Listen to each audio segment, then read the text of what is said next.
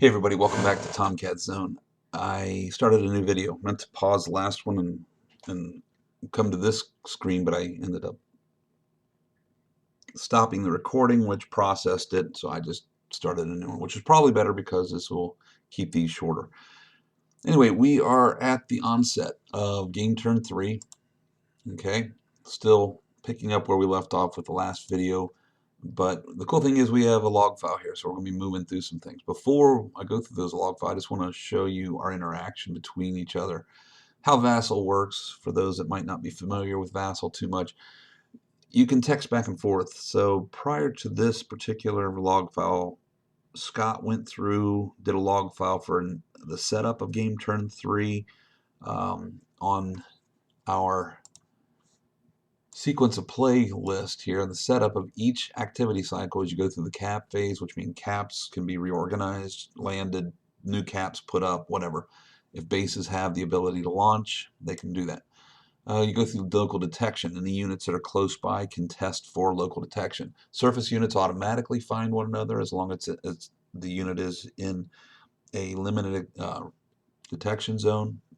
Surface units do have an extended detection zone if they have an AS or a, maybe their ASW factor, maybe not. I'd have to look at the book to confirm something like that. But surface units do have the multiple rings around their detection, around themselves for detection. Subs just have the limited detection zone, which is the hexes they are in, and then the hexes directly around that hex. So anyway, roll for local detection. If there was any tactical coordination aircraft on strategic missions, they could be applied to a particular attack at this point.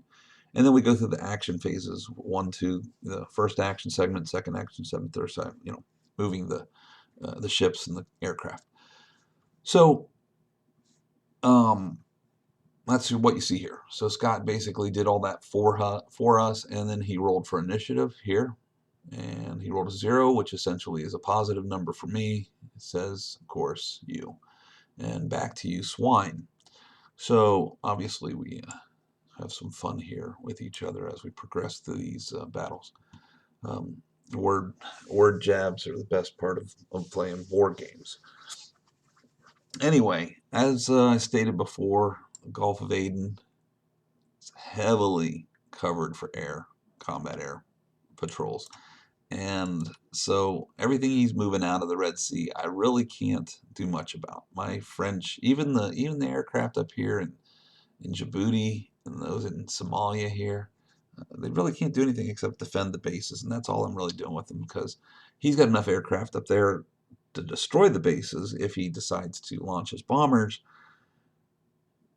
And I don't want to give him those points because every base you kill, air base you kill, is worth 10-point victory points. So we're actually ending the first day, game turn 3, first day of this battle, coming to an end here. This is cool. So let's move through this real quick. Combat air patrols have been landed and launched. So I did the same thing after he turned the log file over to me. I checked all of my combat air patrols, and I reorganized a few of them. I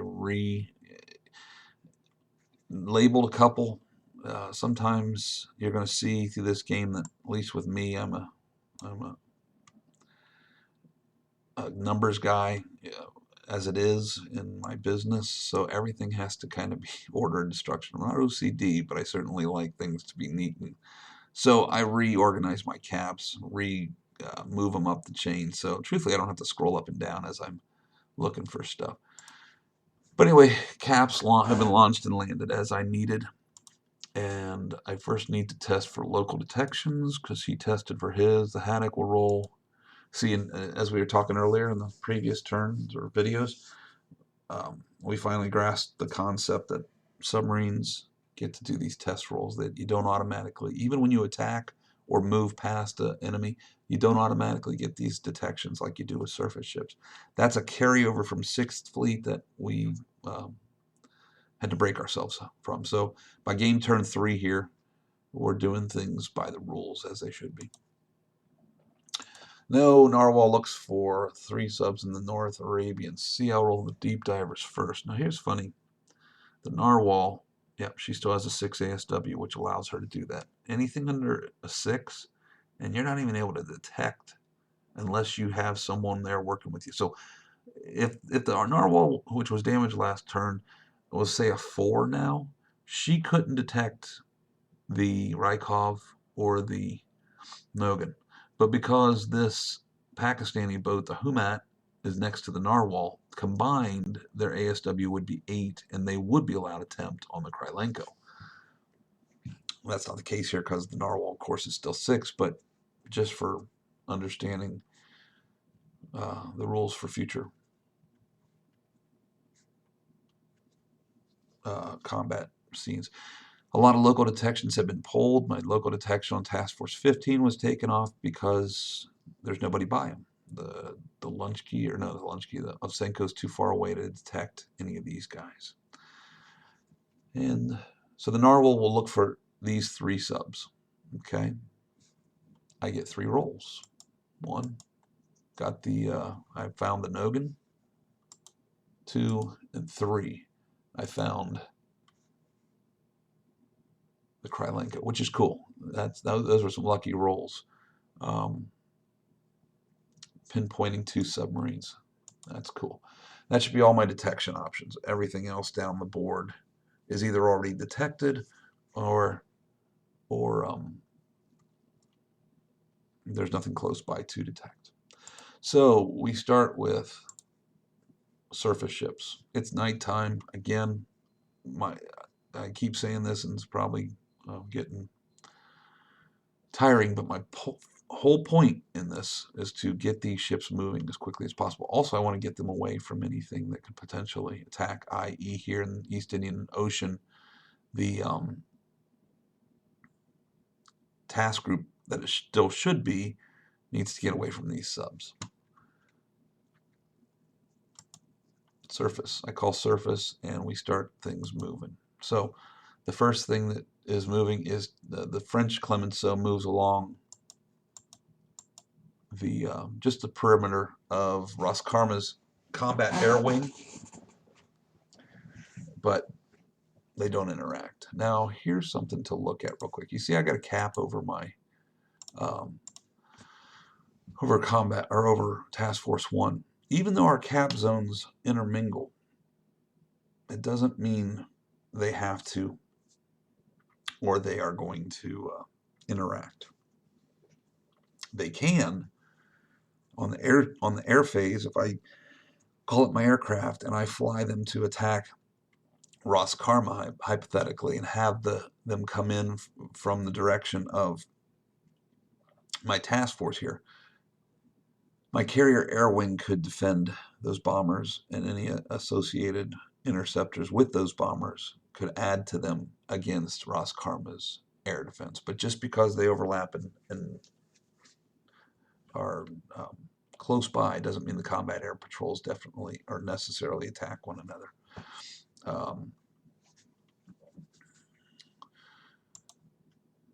Ships are moving in the Persian Gulf. I'm moving all of these little maritime minesweepers and stuff like that to kind of hem in his subs, because they can only move 1, so a sub can't go into a hex with another, with one of my counters. You know, Scott called it out on me. He said, this is kind of gamey. And I said, yeah, I know, but hey, if you had the option, you'd be using it. And of course he said, no, I wouldn't, but I think we know better. Anyway, Task Force 4 is going to make a cruise missile attack on Esfehan. So Esfehan is at a damage 2.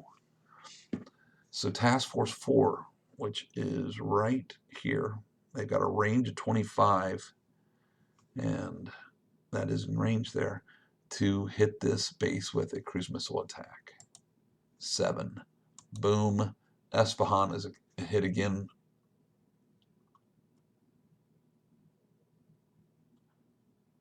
Oh, Esfehan. Did I miss?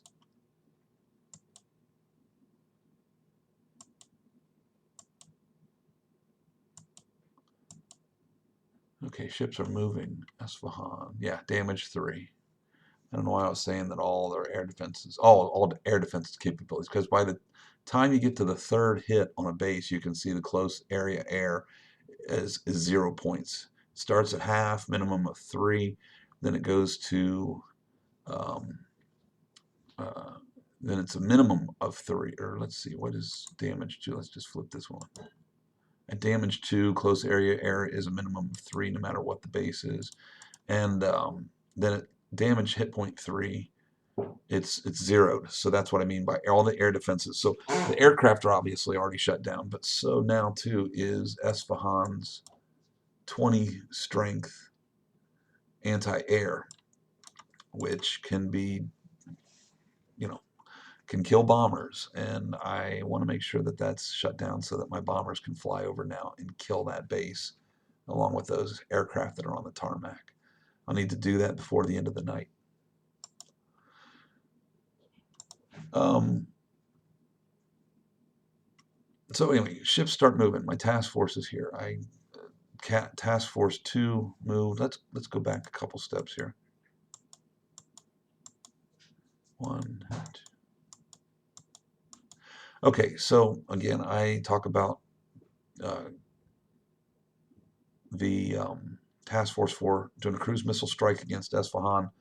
Need to shut down that air base. I need to shut down as much of his bomber and electronic warfare aircraft that I can. These bases that are off map, Baku, Ashgabat, and Kabul, I can't do anything about those. They're too far off map for me to even hit them. So a lot of his bombers are there, but his fighter support that his bombers launch over, he flies over Esfehan, mates up with, you know, some MiG-29s or Su-27s, and then he's bringing fighters with him with his bombers.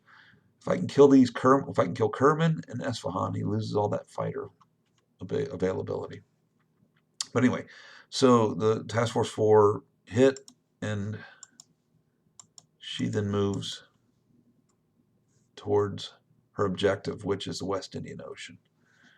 Again, up here you're going to see me wobbling back and forth with this task force, giving air support to these ships as they pass. I take a lot of time up here, and it's useful because I got to keep these victory point ships alive, but and also as I said earlier, you got a lot of time in this game, but it will catch you if you're not using it wisely. The Brits move up to where the Lincoln is, and so by so doing, mutual air support now for those two task forces. That's kind of cool. I cannot put Task Force 2 in the same square as Task Force 4 for the fact that the sheer number of ships in Task Force 4 limits me to only 12 combatant ships in a hex at any given time. Whether they're in a task force or in a stack, doesn't matter. You can have as many other auxiliary ships in there, but combat ships is limited to 12 in a hex. Task Force 20 continues its trek north. Task Force 20, if you guys remember, is full tanker or empty tankers escorted by the Brits. They need to get to 3106, which is right here in Bahrain. So this task force here that's moving, Task Force 12, has to get to Kuwait City. This Task Force 20 needs to get to Bahrain. And the third one, which is being covered by the Ark Royal. Ark Royal has amphibs. The third one, empty tankers by the Italians, which is Task Group 20. Oh, that's what I just said. Where are my other empty tankers? Empty tankers, here they are. Task Force 18, they need to get to, Task Force 18 needs to get to 3112, which is right down here to Dubai. And Task Force 18 is here, right here in the center of the Arabian Sea, South Arabian Sea zone. They got a long way to go, and they're really isolated. So moving at 3 speed, they don't go very fast, very far. Task Force 20 keeps moving. Task Force 15 moves around. I don't move directly through his detection zones. because if I just enter his detection zone without moving through it, he doesn't get the detection this turn, which means even though my ships are there, his sub can't attack him this turn. Of course, I can't attack him either, but starting next turn, the next action segment, or action cycle, I should say, I can make my local detection check again with that group of ships, if he stays close. Pakistani PC craft are moving south quick. Their goal is, like I said, they've got a lot of punch, 24 surface-to-surface missile strength each. Probably should have put these guys together and made one attack with them instead of what I do. And again, successes and failures in choice. Task Force 18 is moving. Task Force 17 is going to attack the Soviet. Task Force 5, this is down by Indonesia. So as I was saying, these guys, I moved these Task Force 17, which is also a missile group made up of Thais, Malaysians, and Indonesians. 18, 20, and 14 surface-to-surface missile attack group. Pretty powerful little group of ships. Not real strong in defense, but great if they can get in close and hit. It's a good thing. So they're going to attack his Task Force 5, which is made up of 4 frigates, or 3 frigates and some light cruisers.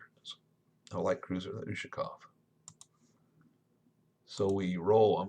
It's going to be an SSM attack, so I need to brush up on the rules. Here's a roll to determine top or bottom. Again, a roll of 0, which is causes for an expletive there. It means that he can tell me where all of that missile strength that I'm applying towards the ship goes to. It goes to one ship, and he picks the one. So it says you can choose one target from the group. I will assume you want to use the weakest ship. If this is wrong, we can retcon this attack on face-to-face. So even though I'm controlling all this and I'm making the decisions for him, we've always gone with the understanding that if he didn't like my choices, we could recreate that moment in time and redetermine its outcome. So I picked the weakest ship. So here are the values. My SSM is 52. I'll apply all to the Doblestny, which is a fast frigate. You have a 7 close air defense with the first choice 6 with the second, plus 2 to die roll modifier. Going to stick with the first option, your defense roll. So I roll a 0, which is awesome. That only gives him a 2 on the CRT chart. Bad thing for him. Also a bad thing for me because I keep rolling low, and low numbers in this game for attacks especially. Low numbers for detection are great. Low numbers for attack and defense are terrible. Lucky you that I'm rolling, so I make fun of him there. Well, that is a -2 to my attack roll.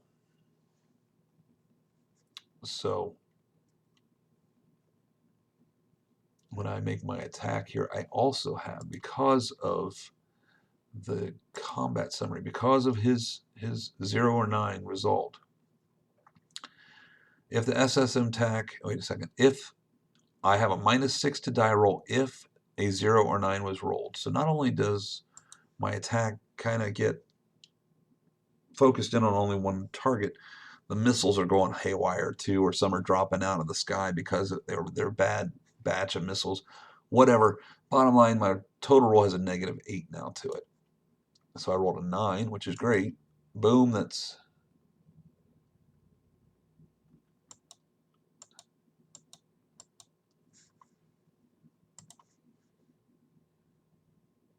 there's a function that we missed too. He's going to watch this video and he's going to say, dude, you killed my ship.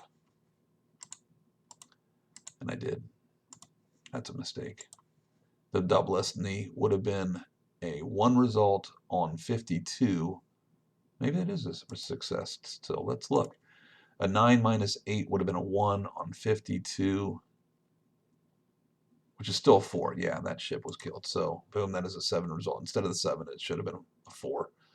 So the ship is still decimated. So even though I posted the wrong result there. The kill is the same.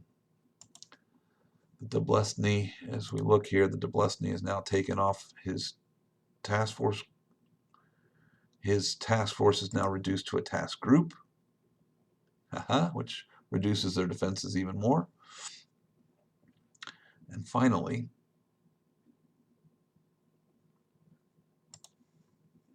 the U.S. has some kills on the board. NATO forces. Thank God.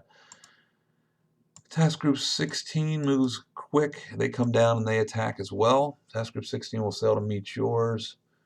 My Task Group 16 is made up of Indonesian fast frigates. They've got a surface-to-surface value of 18 combined. Not a great number, but still. I roll a 9 to find location. Again, same result.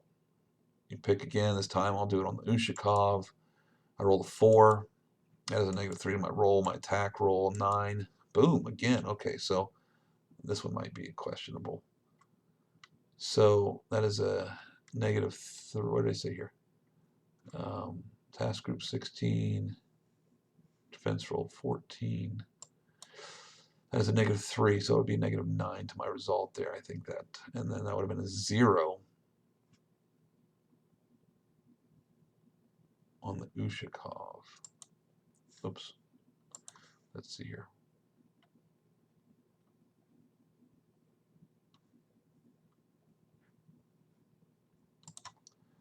Ushakov has a 5. And my attack roll -3 to my roll. My attack roll 9. Would have been a 6 -6 again. Going to the CRT. Would have been a 0 on the attack at 18. It would have been a miss. I was missing that -6 defense on the 0-9. So sorry, Scott. Almost a kill, but I only get a 4 result, which was a damage on the. I put a damage, I'm sure, on his. Yeah, we flipped the Ushakov. That probably shouldn't have been that way. Well, it shouldn't have been that way. So he got advantage and got to hit my subs because we did local detection markers. I missed a rule there, so it's a wash, right? He got to hit my subs. I got to hit his ship. A lot of rules can, but you know, when that you miss at the beginning of the game, but by the middle of the game you're in your full stride. So anyway, we keep moving here. Task forces are moving. The Task Force 5 now over the Ranger has consolidated all the ships into its group, and they're heading for the Great Nicobar. That's where those amphibs need to land, and that's where I can get some serious points for